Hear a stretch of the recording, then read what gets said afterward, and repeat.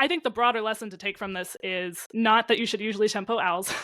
As we've said here, there's a lot of special circumstances for why to tempo this owl, but that playing something, even if it might not work for its like original purpose, just to force your opponent to deal with it, like costing them time, if you can still see a path to victory after that, can really be valuable. And thinking about what your cards can do, not just in terms of what they usually do, but like, oh, it's also just a 6/11 on the board that has kill me now written on it. Welcome to episode 516 of Coin Concede, a Hearthstone podcast dedicated to making the competitive side of the game more accessible to you. It is Thursday, September 25th, 2025 in the evening. Coming to you from Nomergon, Ohio, it's me, ep516. From Northern Massachusetts, we have Wicked Good. Hi. From Teldrassil, California, we have Megasa. Hello. And from all around the world, we have you, dear listeners. This week's episode is brought to you by our producers, Number 3, Crash, Beef Squatch, David P., Jeremy T., Bottle Caps, Grumpy Monk, The Burger Club, Kirk Regan, May, NY Kiwi, Spine, Probiwan, and by our patrons of the week, Samurai Flea and Beef Squatch. You can go to patreon.com/CoinConcede to get perks like a thank you at the top of the show, bonus post-show content, early access to new episodes, one-on-one coaching sessions, and help support the show in the process. If you would like to support the show but cannot do so monetarily, please consider leaving us a 5-star review on your podcast feed of choice. This always helps other people find the show. So, I promise those were real words I said at the top of the show. Yeah, Life and Ladder. You two both played a deck that I then tried, and it was terrible. So why don't you go first? Usually it's me who's getting baited, so I'm glad that you're the one getting baited for a change, because... Megasa? This is your fault. It's sort of my fault, so I'll start. I had a couple of coachings this week, and I had one coaching with patron Nabatayan, or Nabatian. I'm not quite sure how he pronounces it. And he said, I'm not really feeling most of the deck and most of the decks in the meta right now. Is there a quest priest we can do? And I was like, well, my impression is that there is not, but let's look. Because who knows? I have been seeing some weird stuff. We'll talk about that in a sec. We were mentioning before the show that we've been seeing some odd stuff because people are wanting something different. And so we went on HS Replay and found the highest win rate deck, which was like 52% win rate or something, Diamond 3 Legend. Which, when the whole archetype is like 44, that's better, but it doesn't necessarily mean like there's always going to be a deck that because of a sample size has a higher win rate. So but we found it. We're like, what do we have to lose? We'll just play it. And then we went like 3-0 or maybe 2-0, and then we won a third game with Egglock because that was something else that was different. Egglock, by the way, listeners, as you have probably realized from running into it a million times by now, is a real deck. But also, this Quest Priest is good against Egglock specifically because we are running Silvermoon Brochure, which flips into Gilnean Brochure, which is a silence effect. So if you can get their first egg, then they just concede.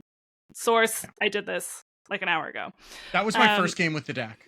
My first game with the deck, they played Egg on 3, I played Gilnean Brochure on it, and they conceded. I said, okay, this is relevant to my interests. Maybe this is the issue. I've seen 0 Egg Warlocks. We did pretty well in the coaching, and I was like, okay. I had the day before just... I'd been climbing with Fire Rogue. I thought, well, there's things I want to try, but I'm just going to hit Legend with Fire Rogue first, right?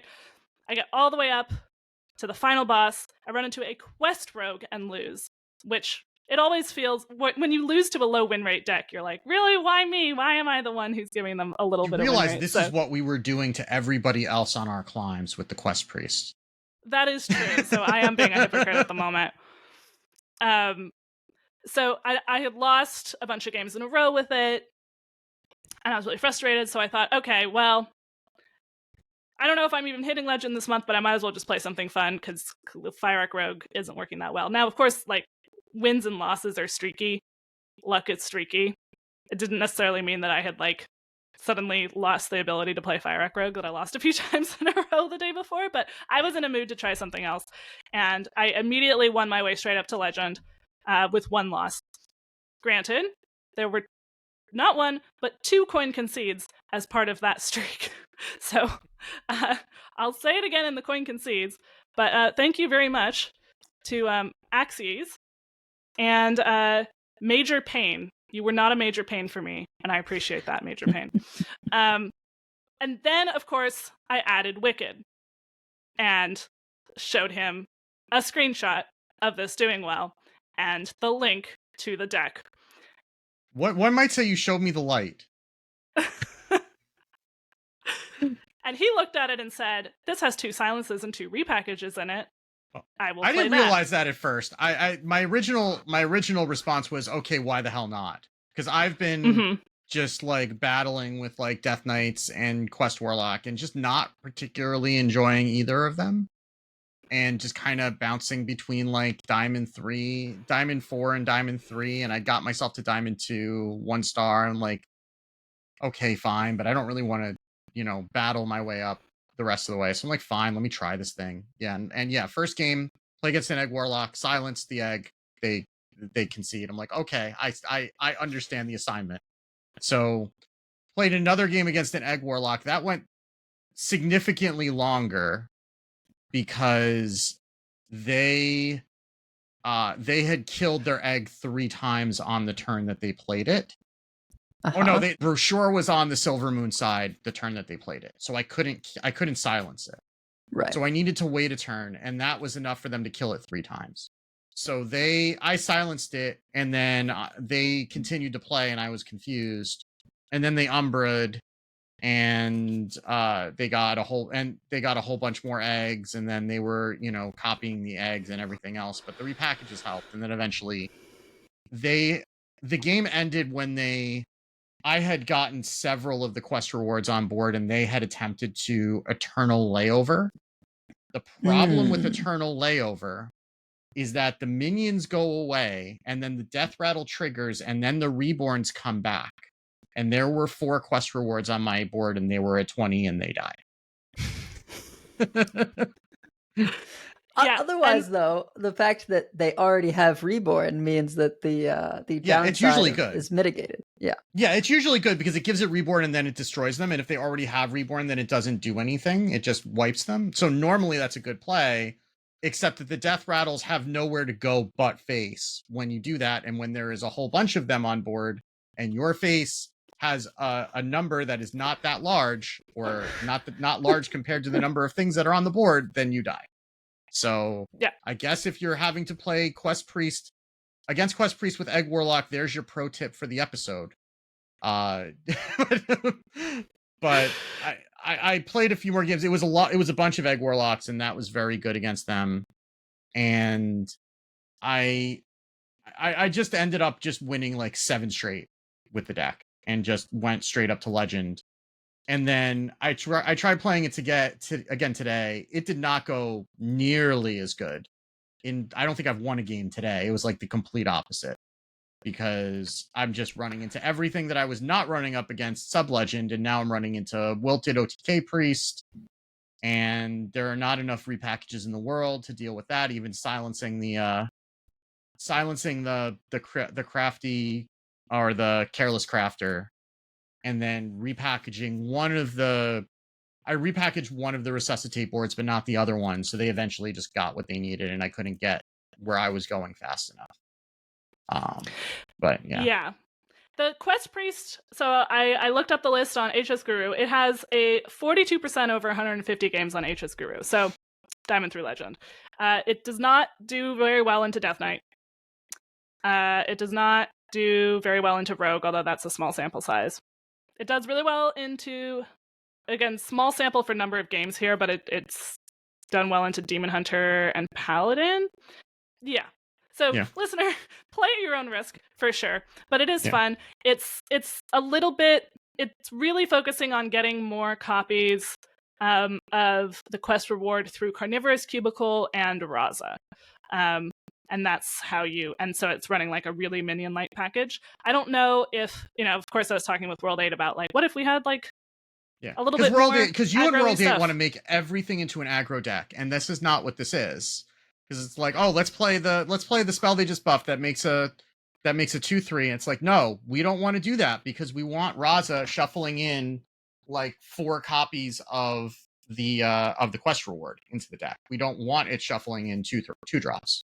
So that's where, like sometimes an Ancient of Yore, because you need that to draw into the rest of the stuff. So like, fine, if you get an Ancient of Yore, or you get a Xavius, usually hasn't died before the Raza, but sometimes it has. So like, that's okay. But you really want 4 more copies because there's 0 when you shuffle them in with the Raza. So you just want more of those, and then cubicles to eat them, and then spit more out. And yeah, you don't want jank in your Raza. That also sounds like a medical condition, I suppose, but but there were some versions that were running Umbra as well, just to get like 5 shots of 5 damage, which is not usually enough because they're random. So and they're, by the time that you're able to play the Umbra with enough stuff loaded into it, like usually there's stuff on the board that just soaks the hits. But if you're trading into this, if they have to trade into the things enough, then it does become a bit of a problem. I think the Fire Rogue is also an issue for that deck because they run Grifta and they always get the steal one of your minions for the turn, which just trades off into one, and then you get fewer death rattles to be able to shuffle back with the Raza. So it's kind of weird how you have to get the end game to work, but it can be a lot of damage. And it's hard for a lot of decks to deal with it because we don't have Mass Dispel and we don't have any like mass poof effects or anything like that. So there is a on HS Guru 733 games, 52.7% win rate. That is like, it runs Ritual of Life, the new mini set card. It runs Overzealous Healer, Catch of the Day, Glade Ecologist. Yeah, so that's more Rod, of like Glade Song that's Siren, more of a tempo deck. Yeah. Which is not going to interest Wicked, but it is there. No. And the highest ones, and again, these are all small sample size, a couple that are running Prize Vendor just for more draw, which I kind of get. Yeah, I see it. But that's not the worst thing if Raza shuffles that into, There's one with our old friend Sleepy Resident. There's Bob. There's a Light Bomb in one of these. One of them is a Quest Priest Wilted Shadow combo, which seems... That's too many adjectives. Like, too many adjectives, but... It's worked for someone. Someone with the small sample size has done well with it. Speaking of Wilted Priest, I did play a coaching on that today. Again, not a deck I would have picked up without a coachee wanting to work on that. And we went 5-0, which is as much them. It was our producer Proby one as it is me. Absolutely. But so I might give that another shot. I think that might be better long-term win rate. The one thing that's frustrating about that deck is that like you can brick in terms of like you just can't find your Careless Crafter, and then it's like, well, like one thing that I liked about the Quest Priest at least is that like you're not going to fail to find spells, and so you will get your thing eventually. Although you might sometimes do only draw those, holy. But yeah, I had one game where I like only drew holy spells, but usually that doesn't happen. Yeah. Well, I will also add that I've been playing critically acclaimed JRPG Trails in the Sky first chapter since it came out last week, and it is very good. This is my opportunity to shill for that game because it currently has a 90 on Metacritic. I'm not saying, I'm just saying. So, hey, Final Fantasy Tactics remaster. I know. I will be buying it and probably letting it sit in my Steam library for a few weeks. I will be playing that as well because Final Fantasy Tactics is one of the few Final Fantasy games that I'd finished before my oldest daughter got me back into them over the summer. So yeah. I got the Crisis Core remake while it was on sale. But yeah, I finished ? Sifu. Like I got the easy ending, the bad ending, right? Because for that game, and this is kind of clever. It's like, well, it seems like, oh, very obviously, like you go to all these hideouts and you kill the 5 people on your hit list, and then congrats, you win. That's the game. Except the ending inspires you to want to go back and do it all over again, where you spare all the bosses. Which to do that, you have to like basically break their it's called structure. If you played Sekiro, posture, same thing, right? You stance break them, and then you don't do the normal activation to take them down. And if you do that twice, then you can press the directional key to spare them. So obviously that's harder.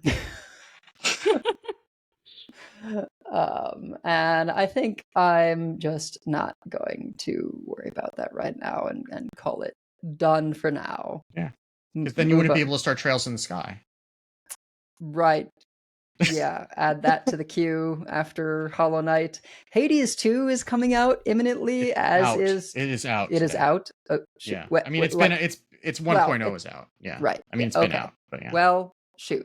So that's on the list as well, which is very easy because it's already downloaded and I have everything. And then and I have a lot of progress too. So theoretically, it'll be quicker to finish. Yeah. My daughter texted me today, like, they released 1.0 and they added a whole bunch of rare achievements, and I just got them all on my Steam profile immediately. So like she's like, if you see my Steam profile, that's why it's like covered in Hades 2 achievements. I didn't just play it all day instead of going to class. Yeah. I love that that's the like nerd kid having to do like, oh, my dad can spy on me on Steam. Even if I go invisible, you can see the achievements. Yeah. I wouldn't even have thought to do that, but you know. Now you know. Now I know. Well, and then Ghost of Yote, I don't typically buy $80 games right when they come out, but it's Ghost of Yote. Is that out? No, but imminently. I think it's October. Okay. Yeah. I got a couple weeks then. Yeah. So anyway, my mind is kind of on those things, waiting room for announcements about new expansion, etc. Before I tanked rank with Quest Priest, I was sorry, not sorry. Yeah, I messed around with, well, what if I did a paladin of the stuff, right? Which is Elise, Fyrak, Ziliax, Ysera, Ceaseless.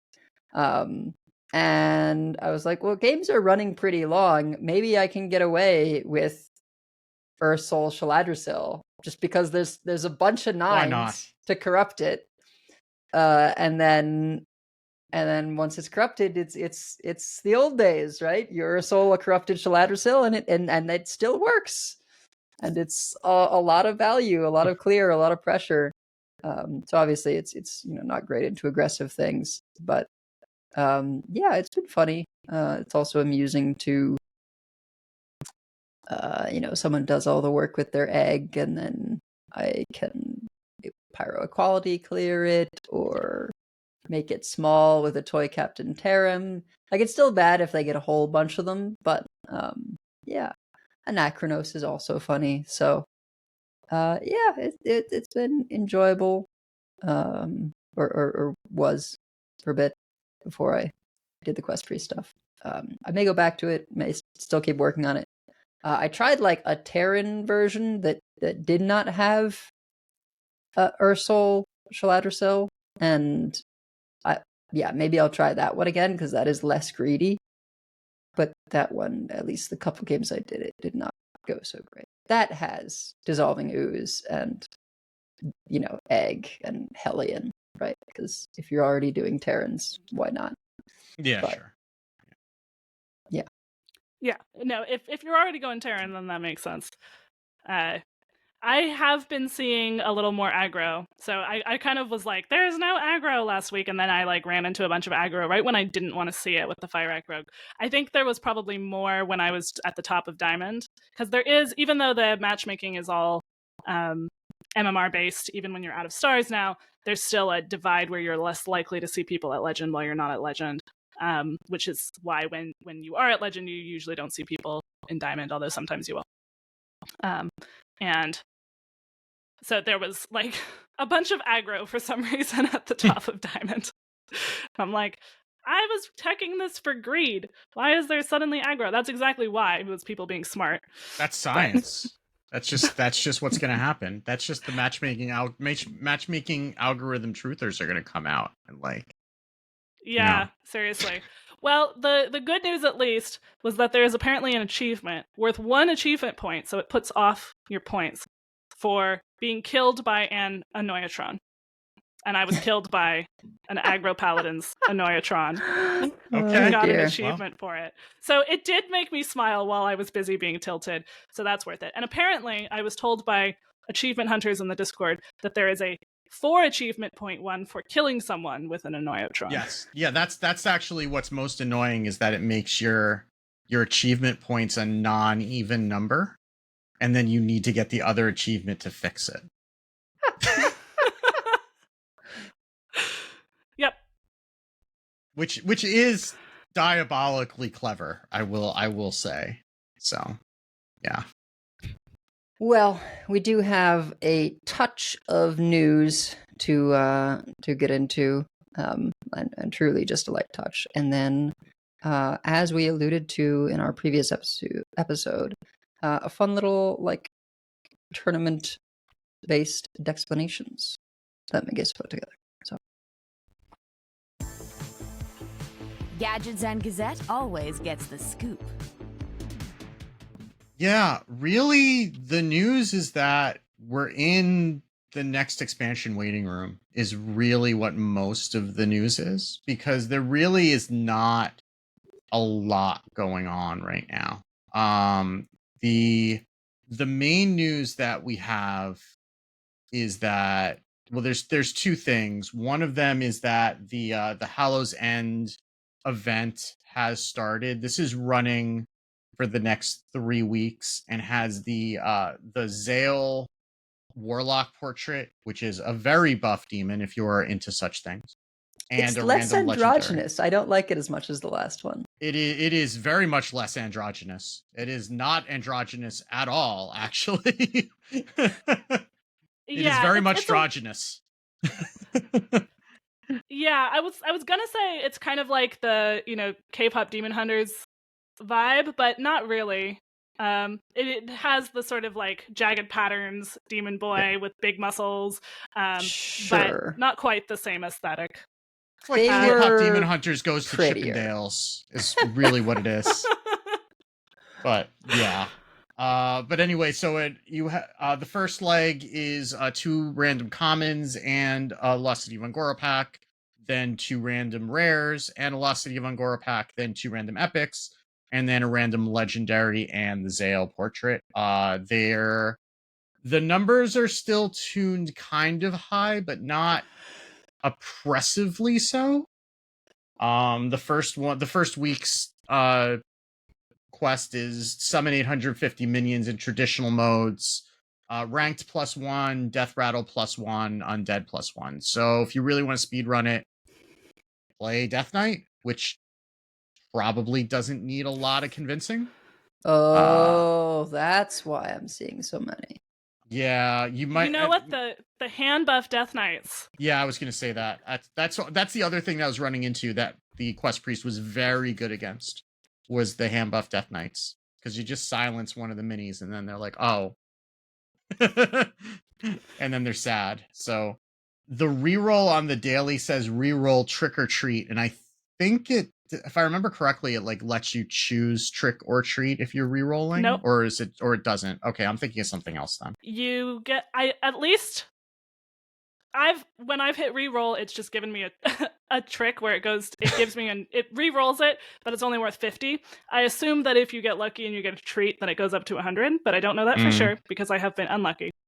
But I think it's just that you get a random different daily with it. You could go down, you could go up.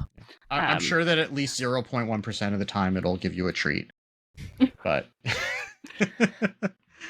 anyhow, I would like to comment that even though they may take longer to complete, this is still a relatively new thing to me. Them like giving us cards for our collection and not just cosmetics on the event track. Or not uncraftable cards. Right. Yeah. That this is just like, no, get a random card for your collection. And like, yeah, they're random, but still, at the end of like getting 2 epics, a lot of times epics are like the even harder thing to get a bunch of, and you end up crafting those. When you're, I'm harkening back to my limited dust days, right? And then getting a legendary at the end, like that's pretty cool. That they've been doing this. Yeah, and the emotes have changed over to Hallow's End emotes. Unfortunately, the arena is not dual class. I believe that is challenging with the arena rework. So hopefully they'll be able to do that for next year, but it doesn't sound like that's going to be doable this time around, which is a little bit disappointing because that's one of the highlights of Hallow's End in the past, but c'est la vie. So that's really the one thing that you want to be looking out for. That's if you're watching the stream, there's a better look at Nightmare Zale. He's very buff. He's wearing a corset, but he's very buff. So, do with that as you will. The other main news is that if you participated in Choose Your Champion, the packs as of when we are recording this, which is Thursday, should have started rolling out. They may not be completely rolled out, so I would give it another day or two if you haven't seen them before putting in a ticket. But I saw them show up in my account either yesterday morning or today.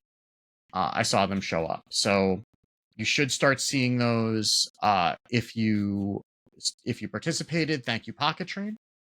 And so I was starting to see the Reddit threads like making comments, and apparently like this is some sort of a quirk in the system that I don't know if they have to feed a hamster to run on a wheel to deliver the packs or whatever it happens to be, but there's something that makes it take a lot longer to be able to give everybody the packs that they earned.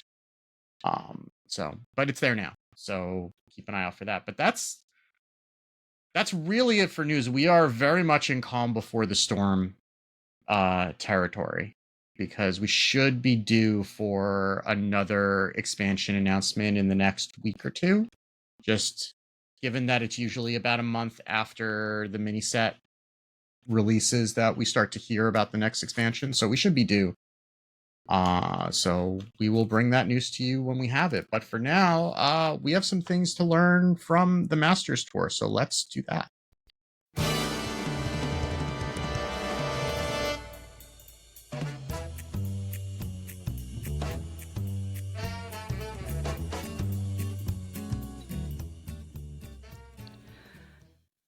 All right, so one thing that we always talk about whenever tournaments come around is that they are a great way to learn more about competitive Hearthstone, to watch really, really top players and learn from their plays.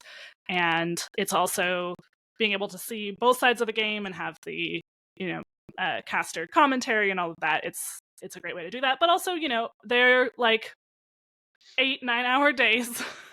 There's no way, unless you are the caster, probably, that you're watching all of it. And even if you are casting, when you're not casting, you probably, take a break once in a while. So we thought we would bring to you a few moments from day 3 of the Masters Tour and talk about lessons, sort of broader lessons that we can take from it. I definitely did steal some of these insights from the casters, but it's not stealing if we have the caster with us. It's implicit consent. Sure. But that's another reason why you should go back and watch more of it. And there was plenty of good play on the other days as well, just to limit things. I focused on day 3. And it's not like every single play that we see, there were definitely some misplays that we saw. The stress that these players are under is enormous. The stakes are really high. And so, every once in a while, a player does miss lethal or something like that. You can often see it on their face. They usually realize right away, and many are very expressive. But these plays that we're focusing on, I think, were really strong. So, as we promised at the end of last week's episode, I wanted to start with Soyorin versus PocketTrain. Their 4th game, PocketTrain was on Alonius Druid, Soyorin was on Quest Warlock, and Pocket tempoed an Alonius on 7 with no spells. So I guess the most important thing to know about what had happened so far in this game is that Pocket had already played an Incendius, and he didn't really have anything else to do on this turn. And he was really kind of challenging Soyorin to clear both an Incendius and an Alonius. Pick one, right? And because of the Incendius, he also had another way to win, assuming that Soyorin did manage to clear the Alonius. I should also mention that the Alonius had a buff on its health, so it had 11 health. Soyorin had 3 damage on board, so he would have needed to come up with, he did end up coming up with 8. So a totally possible amount of damage to come up with, right? If you've got a conflagrate, which he did in his hand. Pocket didn't know that, but it's a reasonable thing to assume that he might have. So it's not like Pocket's playing this going, this is definitely going to live. And then it didn't. And then, oh no, it didn't live. Right. Like, Pocket knew that this might well die, but it would be hard to clear both it and the Incendius. And it was definitely going to take Soyorin's turn to have to just stop and deal with this. But it was a surprising play. I don't know what was going through your head when you saw him tempo the Alonius. Yeah, I was fortunate enough to get to see a lot of Pocket's games throughout the weekend. And yeah, this was one of those plays where it was just like, okay, he played the Incendius because there was literally nothing else going on, right? And then I think a lot of people going into this, I forget if it must have been like coined or innovated out the Incendius before, but it hadn't been killed. Which makes sense. It's like got a lot of health and it had a health buff too. Like it was at 9 health and it was already damaged at the point where he was playing the Incendius. Or playing the owl rather. Right. So yeah, so now going to this is like, well, the Incendius is stuck. I have nothing else going on. I don't have any card draw.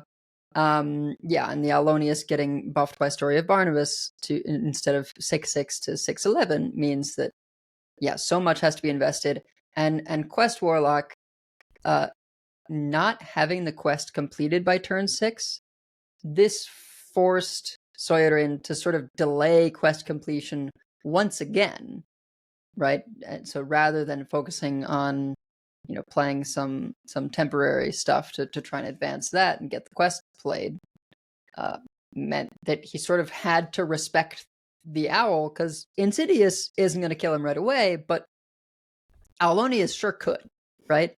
and if your opponent has a hand of nothing, well, that nothing very well may be face damage.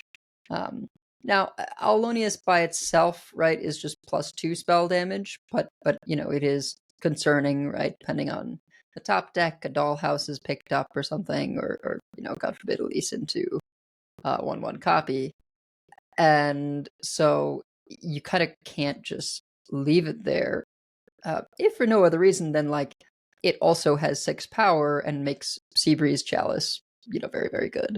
So, Soyorin ends up having to spend that conflagrate and a bunch of other resources to clear, and I believe leaves the Incendius in play.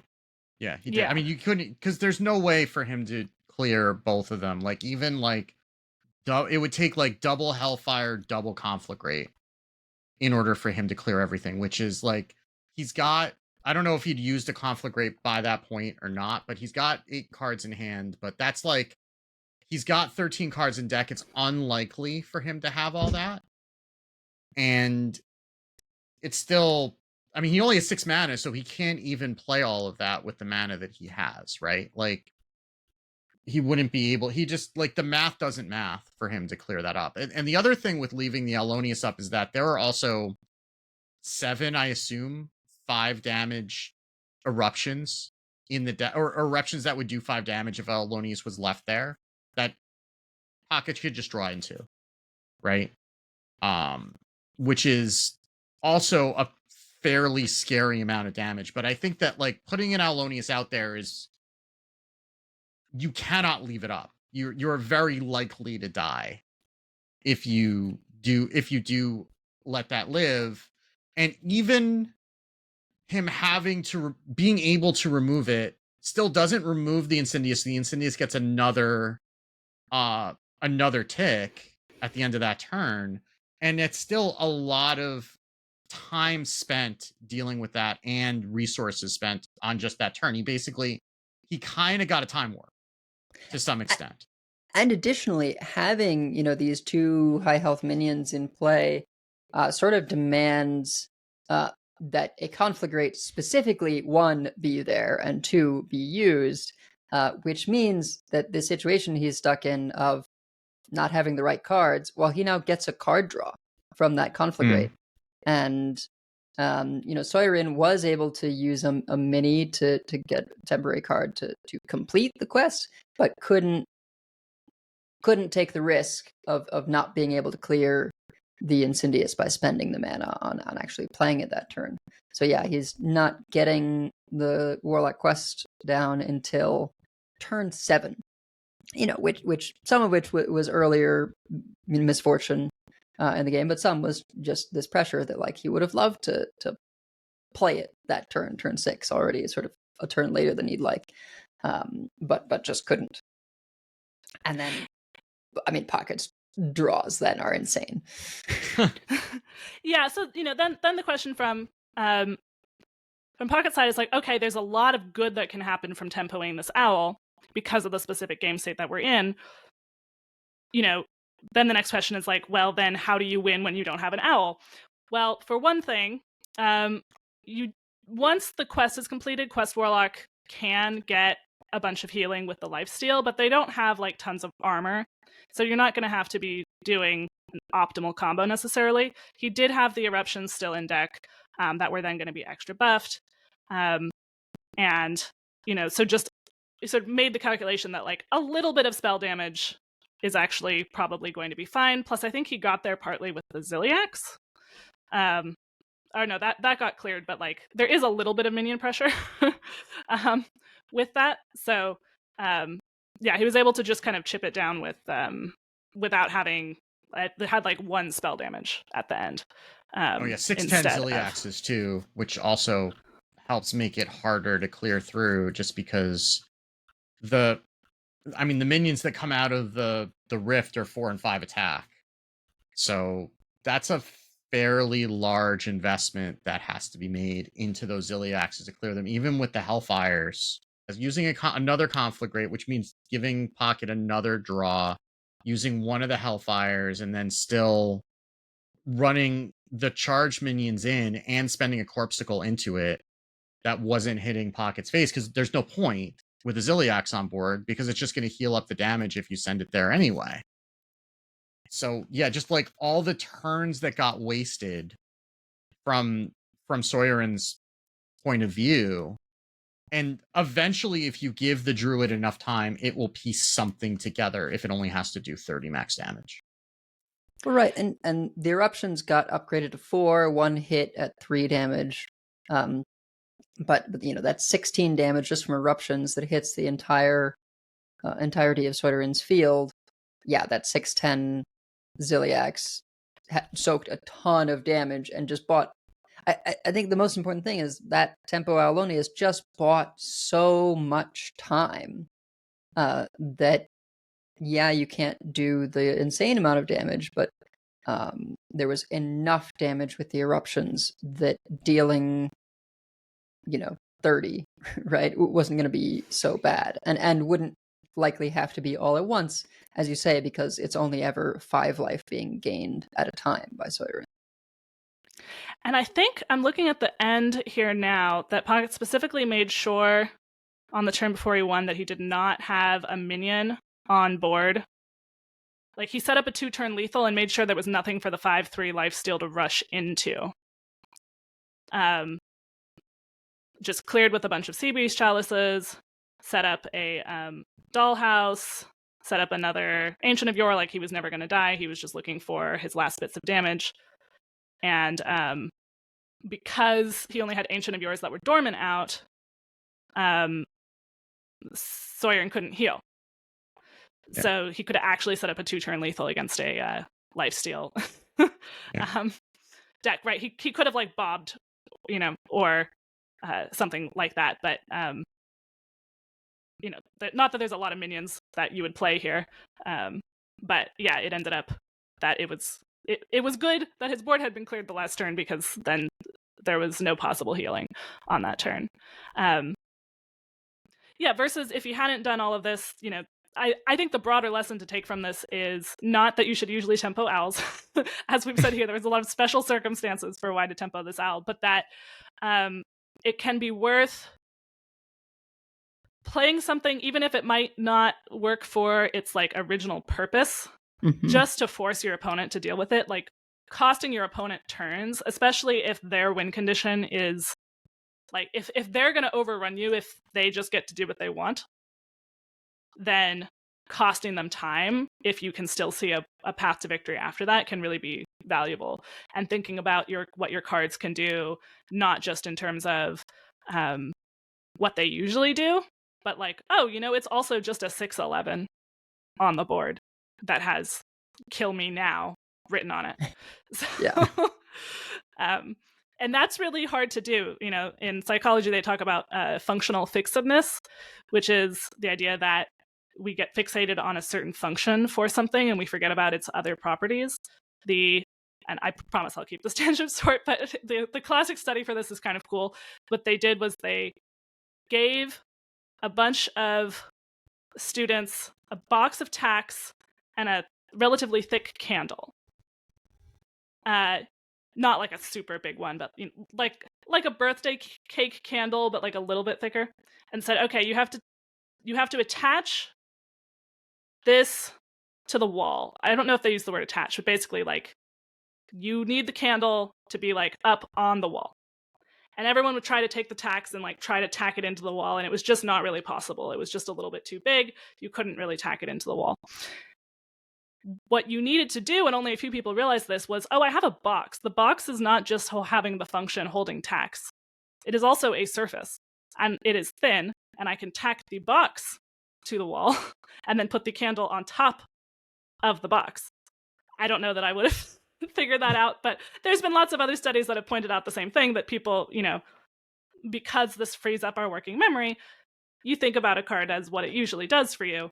But especially if you're in a position where, Pocket had nothing to do, Soyorin was about to complete the quest, he had no draw.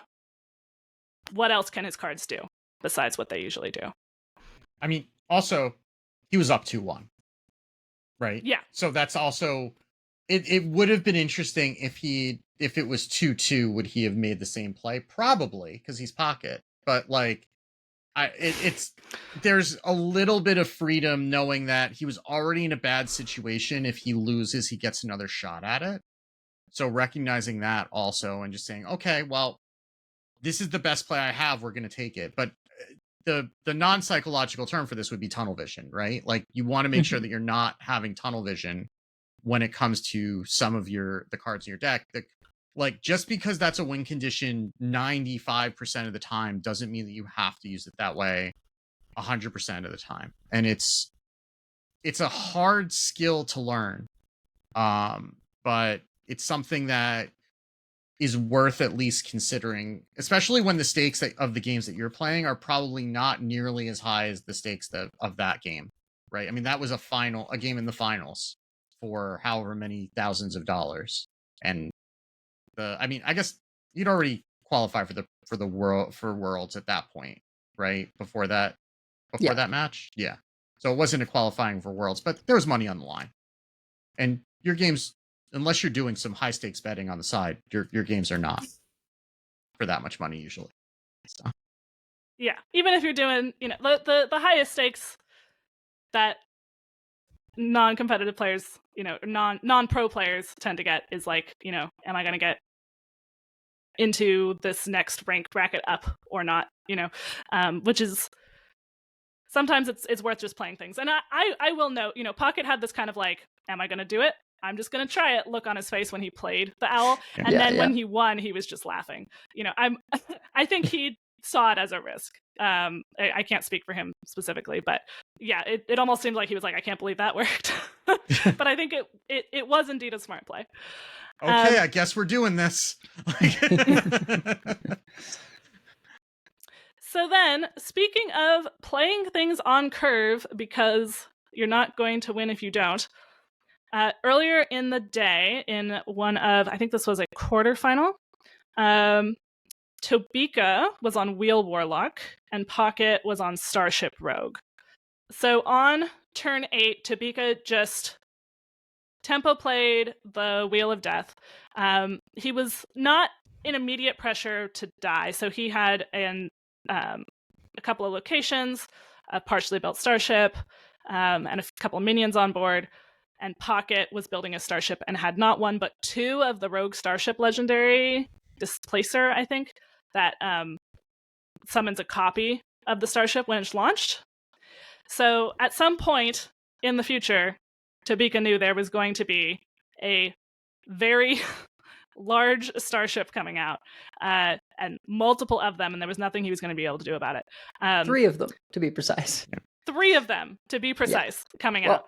And I think it's important to know that it's like, there's 3 of them, and it's Rogue. So, like, Exodar is happening a few times, and those Exodars are going to give pieces.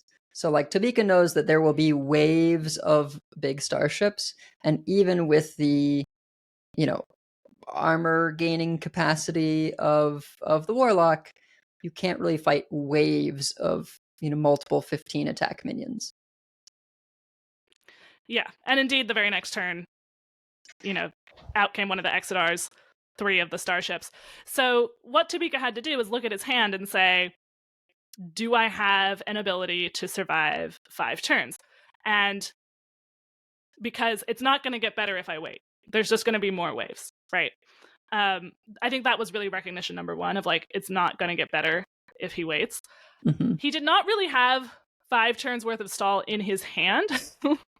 What he needed to do was kind of find the last few. He had, I think the location had a discover spell. So Yes. that was kind of part of the plan of, like, okay, maybe I get an out from the spell in the location. He had Bob. He had Eternal Layover. What he didn't have was with Kill the Jaden. location. So he didn't have a way to mitigate the fatigue damage that was going to be coming in on top of, the 15 attack minions. But Kill Jaden can be risky into Rogue because of Ashamane. Maybe less so against the Starship because they have other stuff going on. But I feel like that is always a concern with stuff into Rogues playing Ashamane is if you kill Jaden, they can sometimes just take all the stuff and play it for cheaper, and overwhelm you. But yeah, I think it came down to, like, well, I have 2 ticks of my quest to give me discoverers, and the discoverers for Warlock are, like, pretty good odds of hitting removal. That's a lot of what Warlock spells do.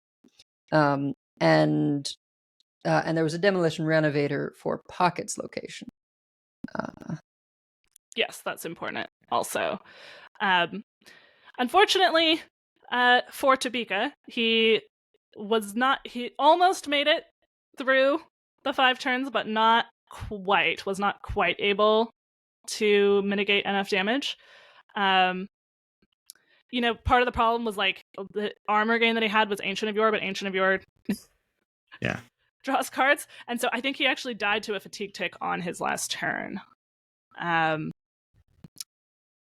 So but just because it doesn't work out doesn't mean it's not the right play. I mean, that was exactly. He was already running out of time as it was, right? And, like, the only legitimate plan is Wheel of Death against a rogue that's making that much armor, which is a disgusting sentence to say, by the way.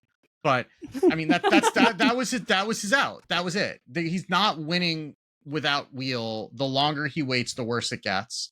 And he's not really likely to find answers to things if he draws more. So it's just, sometimes you just kind of have to take a line and hope. And this time it didn't work out, but it wasn't that far off either. It was close, and it was a good example of sometimes the highest percentage play still doesn't win you the game, but that doesn't mean it wasn't the highest percentage play.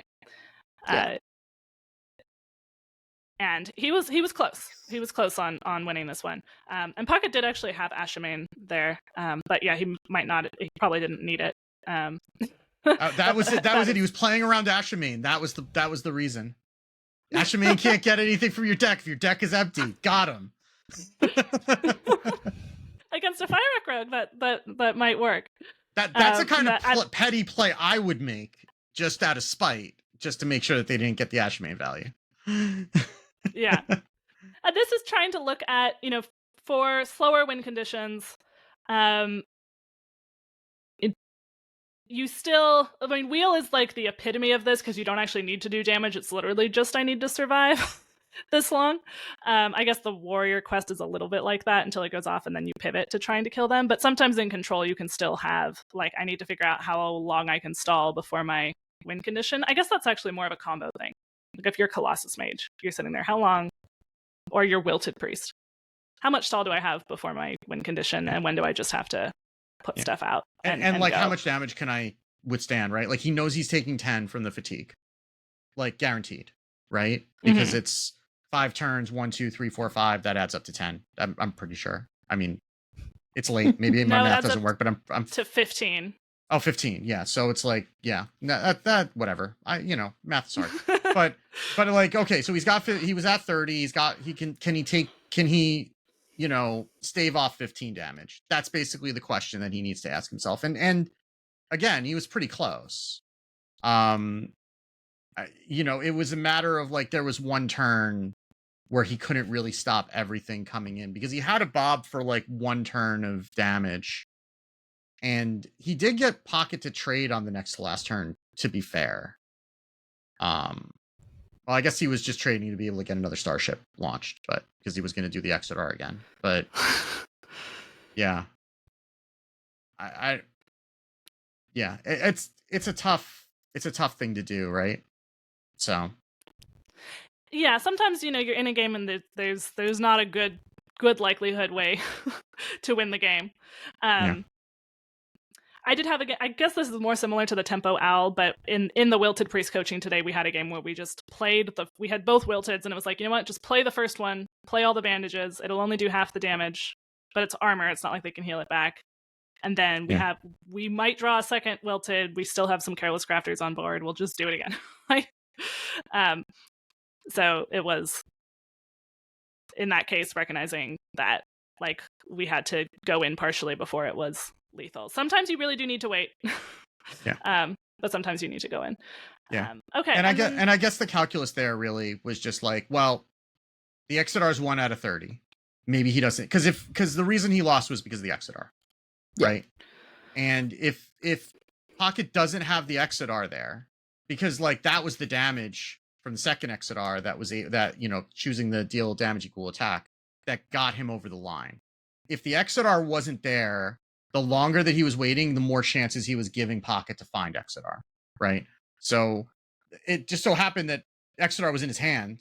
So, sometimes unlucky, but that was the calculation. Like, maybe he doesn't have Exodar, maybe he doesn't find it, and he did. So, but that's what it came down to. But, it's worth playing that percentage in that case, because if Pocket didn't have Exodar, maybe he wins that game. Yeah, if Exodar had been hiding at the bottom, it could have been a different game. All right, so the third one that I have here is a semifinal. Feel on Quest Warrior and Soyorin on Fyrak Death Knight. So the Fyrak Death Knight being the Death Knight that we had explanations on recently. And that is like the Fyrak Rogue, but Death Knight and a little bit more aggressive. A lot of people had brought the sort of more slow sort of Starship Death Knights to the Master Store, if I remember correctly. But Soyorin had a more aggro lineup. And it was a sign of the times that this was an aggro deck. At any rate, so Phil's playing the control in this matchup. If we think about who's the beatdown, who's the control, Soyorin was definitely the beatdown. Phil was definitely the control, and they both knew their lines in this matchup. What I thought was interesting about this is that I think Phil did everything that a control player is supposed to do, but because of a few sort of quirks of the particular game, that actually ended up not working out for him. Like normally as a control player, you want to see, I have so many resources, I'm going to wait as long as I can to use my clears so that I have as many options as possible. I have lots of armor gain, I'm looking at it, I'm not dead, right? But it was, I think, you also have to pay attention to the details of the situation, because while he was not clearing, Soyorin was getting a little bit of chip damage in, and importantly, was getting leech damage in. So that max, like, armor doesn't help improve armor doesn't help against leech damage. It is less, the leeches are less effective if you're armoring rather than healing. It's kind of, I don't necessarily blame Phil for not respecting the leeches as much, at least until later when it was coming down with like 4 leeches on board with the one that adds the drain to them. Like, that's when it started getting really dire. But like, you're generally less concerned as an armor deck, just because it's not, you're not really protected from it, but also you're not healing, right? So it's not reducing the amount that you're going to heal either. And it only really matters if you get your life total reduced all the way down to 0. That's true. And I actually, I think that both players played this really, really well. And like, I think one could definitely argue that waiting on the clears maybe was the right play. But it shows like the complexity of the decision, I think.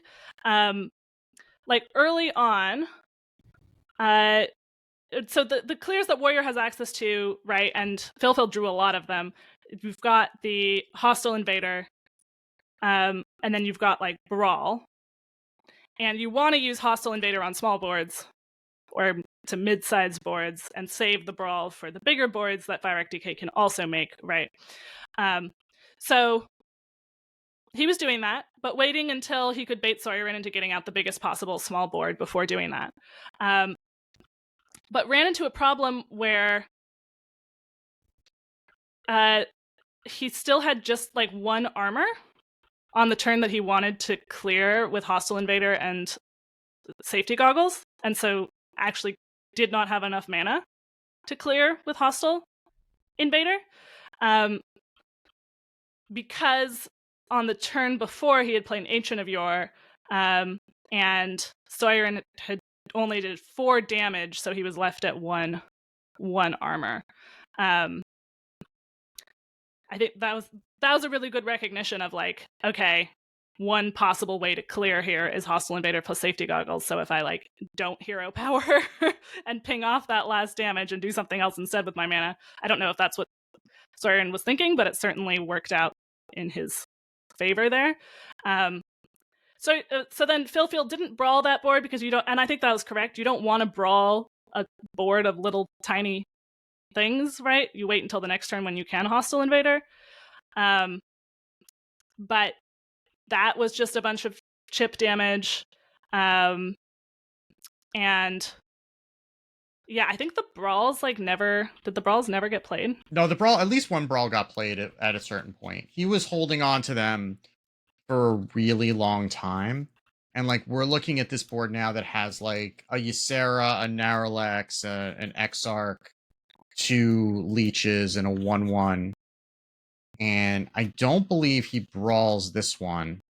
He was definitely like, there is definitely a calculus when you're playing control about, especially when you have limited oh crap buttons, right? Which brawl is one of the biggest oh crap buttons. Yeah, so he's looking at this board and he plays Elise rather than brawling the board that has some pretty big things on it. There's an argument for that because life is a resource, right? And you do want to be able to leverage that, especially when he was at effectively 29. He was at 24 plus 5 armor. So there's an argument for using your life as a resource and not squandering the few really powerful clears that you have. Also, I guess the question really is like, what is the better board than this to brawl? Right? coming out of the Death Knight. There's not a lot of bigger brawls, and he did use his minions to clear most of it. Maybe he was waiting for the giants. Part of what happened here also is that unbeknownst to Philphil, Soyorin had more burst damage than Philphil would expect because he had gotten charge on his giant. That's not on Philphil to play around, right? Like, you don't play around Xavius getting charge on the giant. And so, you can, as a control player, think about, especially in a tournament, I know exactly what's in their list. I know that they don't necessarily have a bunch of burst damage outside of Fyrak itself. I'm going to use my health as a resource. So there was a charged Stitch Giant on the other side, which Soyorin was holding back, probably for that reason of recognizing that, like, if I play it, it'll get 8 damage, but then it'll just get brawled. Maybe he should have played it earlier, but maybe I don't know what was going through Soyorin's head, but what ended up happening was that he never quite presented a board that made Philphil want to brawl, but was always enough to keep chipping some damage. And that ended up working out. Whereas if he had played the giant, I think Philphil definitely would have brawled. Yeah, I guess the other thought with brawl against this deck specifically is that if you're brawling and passing, right, that's just asking to get leeched on the following turn. Whereas you generally would want to brawl later when you can follow that up with, say, like an Arcanite Defense Crystal if you have 10 mana, right? Or even more because Ysera is part of this game, right? So that might have been part of the calculus, was like, if I brawl and I don't have any follow-up, then I'm just going to be taking minimum 4 to the face, which is going to be permanent life loss. It's hard to say, but that's something that I would probably not have occurred to me, jamming games while watching YouTube, in my office, but something that somebody who is like playing for a spot in Worlds would be thinking about. That's a good point. Yeah, I came into this with like a specific idea in mind, and then the longer we look at it, the more complicated it seems. And that's actually part of what makes Hearthstone such a deep game, is that whenever you're, like going over replays or talking through games in coachings, like there's always a bunch of lines that are defensible. And yeah, like on 9 mana, Philphil had like a bunch of things that cost 5. So if he'd cast Brawl, he would have had like nothing else to do on his turn.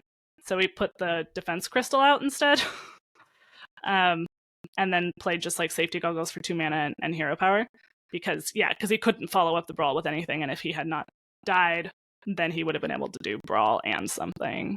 Yeah. Or I guess he didn't die quite, but like on the next turn, he'd be able to do Brawl and something. Oh no, he did die because of the giant. I'm going to mark that so that it sounds like I know what happened. Hi, raw audio listeners. Yeah. I'm rewatching this live and remembering which turn it was that he died on. Yeah, but I mean, ultimately, that's like what ended up happening anyway, was that he played a 4/5 instead of brawling. The 4/5 got dreamed, and then it was a Hideous Husk and like 2 Infested Breaths, or maybe one of the leeches was left over, and that was just like 8 life loss all at once. Plus the Stitch Giant was still in hand, and there was a board to deal with, and it was just like, it was really good recognition on Soyorin's part about how to get that damage through, right? Because he had to know with the full hand that there was a brawl there, and that he was not going to necessarily just be able to jam all that chip damage through all at once if he wasn't being really methodical about it. Yeah, well, and like having the foam render right is really, really good for the matchup. But I've also had games where, the leeches do end up reducing the opponent to 0, because if you can get their life low enough, even if you're not literally reducing their max health to 0, anytime that you can like get their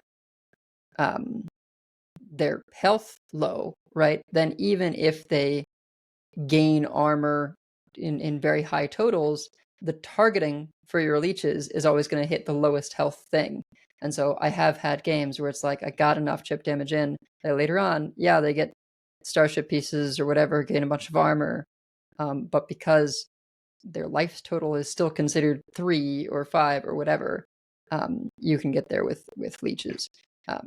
Didn't end up needing to like fully go that way because he ended it with like the charge Stitch Giant and other stuff, but it is certainly a way that you can sort of cheese a warrior, that where it's like, okay, they've gained all this armor that they would like to be stabilizing them, and then your leech damage gets you over the finish line. Yeah. And like, to be fair to Phil also, like, that dream came from like a random hopeful dryad, which came it from wasn't a Creature of Madness. Like, Yeah. he shouldn't have been playing around Dream. He knew that there was a Dream card in the hand. I mean, like, a Ysera card, but that it was Dream specifically, it was only a 20% chance, right? Yeah. So, and again, charge on the giant was not something to play around, but Soyorin did a good job recognizing of like, okay, Phil's not going to be playing around this. Yeah, and I think that is always sort of a question, right? When you've got something like that, an ace up your sleeve, a 0 mana 8/8 charge ace in this case is like, yeah, are you going to get more value out of just putting it down now, which you can expect it will die immediately to a brawl, or does it have more value as that sort of X factor that your opponent can't play around, and so you can use it as the 8 charge damage later?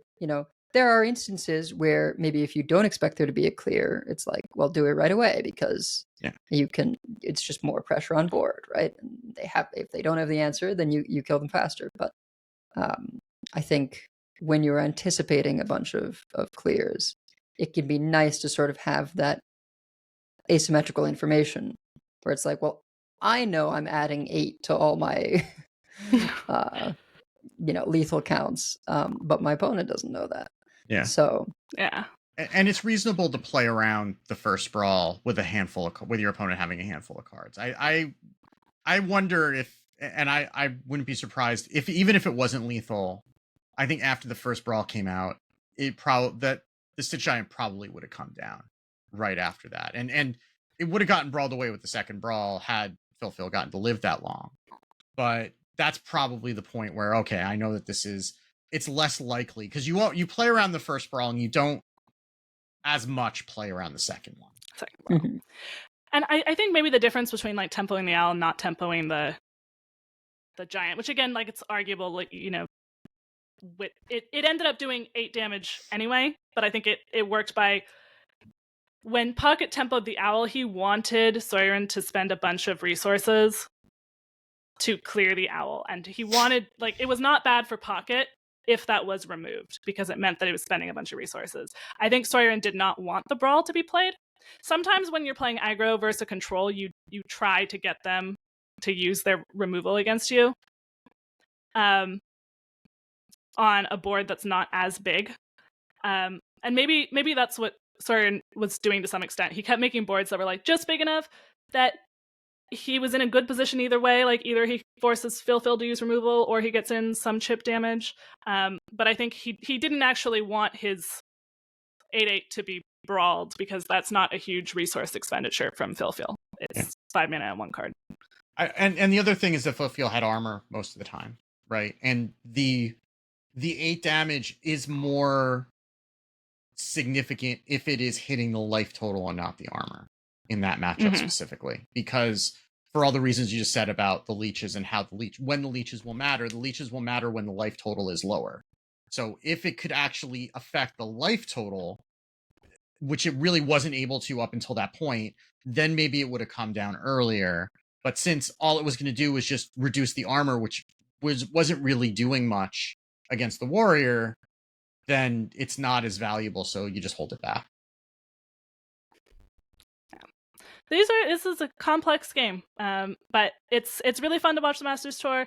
There's, of course, a lot of good games. I did not highlight a Discover Hunter game from Pocket because we would have been here for even longer talking about all of the plays in that, because it's so dense in decisions in the Discover Hunter. But there was a lot of fun games of that. There was Drunk Paladin, if you only watch one day, I would recommend day 3 probably just because every deck was represented in the lineups. I don't know if every single one got played versus banned, but I don't think there was a Mech Warrior game, if I remember correctly, but it's probably the most diverse. And then day 2, I also really, really enjoyed. Day 1, also well worth watching, but had a lot more just sort of Starship DK mirrors. So if that's not your jam, you can scrub around too until you find decks that you want to watch, and then watch those games. But I've also included links to the YouTube videos of these games at the timestamp in the show notes if you want to watch them for yourself. And I forget what day it was and whether it was Feel again or not, but there was a Warrior game where it was just the most atrocious hand for the Warrior, but then they still managed to turn it around with the quest reward in the end. I think I missed that game, or I might have highlighted it. Yeah, that's pretty impressive. That's don't concede just because your hand is bad. Yeah. Well, especially when you're playing control, you can get there. Just stay positive and don't die. That is how that works, yes. Yeah. All right. Yeah, it might have been Feel versus ZLS on day 1, where it was just not really any of the early starships. He had early starships in the game against the Rogue, and then in the game against Death Knight, it was just nothing for turns and turns and turns up against a starship Death Knight. Yeah. But anyway, so bit of a shorter episode today. Hopefully we'll have some news next week. Fingers crossed. Or we'll have to come up with something. But for now, we have many folks we'd like to thank. Check out our thanks section on the website at coinconcedes.com, where you also find our contact info, our show notes, and our Patreon information. You can monetarily support our show at patreon.com/coinconcede. Follow us on Blue Sky at CoinConcede. Write into our email at coinconcede@gmail.com.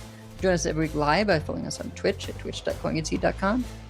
Join our community chats in our Discord at discord.coinconcede.com. Subscribe to us on YouTube at youtube.com/@coinconcede. And if you'd like some CC swag, it is still pending. But that'll be at shop.coinconcede.com. So, Coin Concedes for this week. I will once again thank you, Axes, and thank you, Major Pain. I was saying before the show that I had just the day before, after getting tilted, said to my husband, well, it doesn't really matter if I hit Legend this week, this month, which, objectively, it does not, right? It doesn't even really, it doesn't even actually change my star multiplier, most likely. So, but he looked at me and he was like, Magesa, you're too competitive for that, and you're lying. And has been teasing me about it ever since. So, Axes and Major Pain, he would like to thank you also for getting me out of tilt zone. I almost feel bad saying this because it's better not to be result oriented with this game, but I also don't want to pretend that I never am. So I will also coin concede to Hello Games, which makes the game No Man's Sky. They had yet another huge free update. There's been 10 of them or something since that game came out. I mean, a crazy number.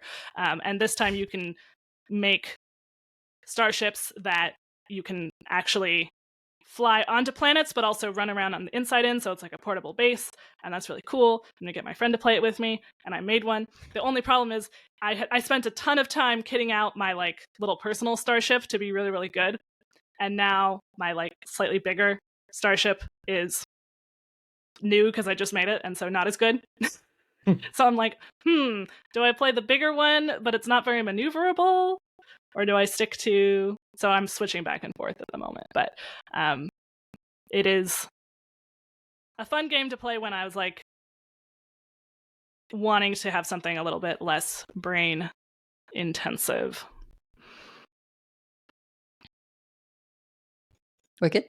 Well, I am, first of all, going to Coin Concede to you, Magesa, for saving me from another 3 days of beating my head against the wall with Death Knight and Quest Warlock, because that would have been not good. I'm also going to Coin Concede. I guess this is just like me shouting out artists now is what I'm doing, but an artist named Jellywish, who I met at, we went to a comic and card show at like a dying mall in southern Massachusetts, because apparently what they do with the dying malls is they have card and comic book shows in there to get people to come into the mall for like the 5 stores that are still open. Like, this is the only mall I've seen with an Auntie Anne's that was making everything to order.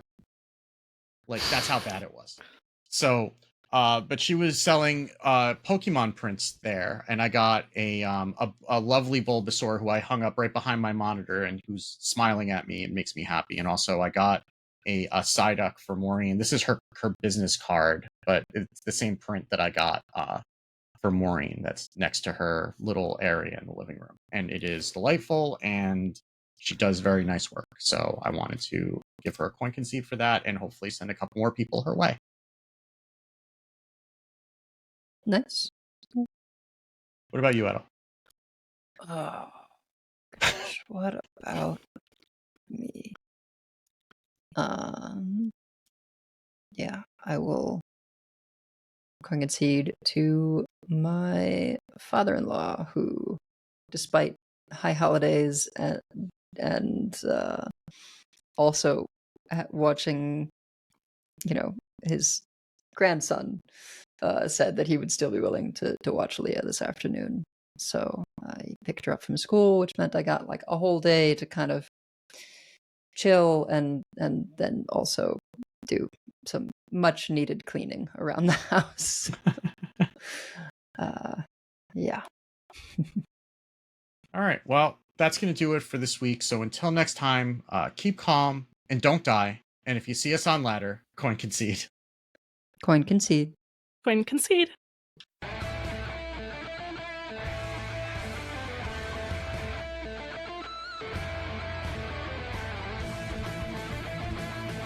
All life must end.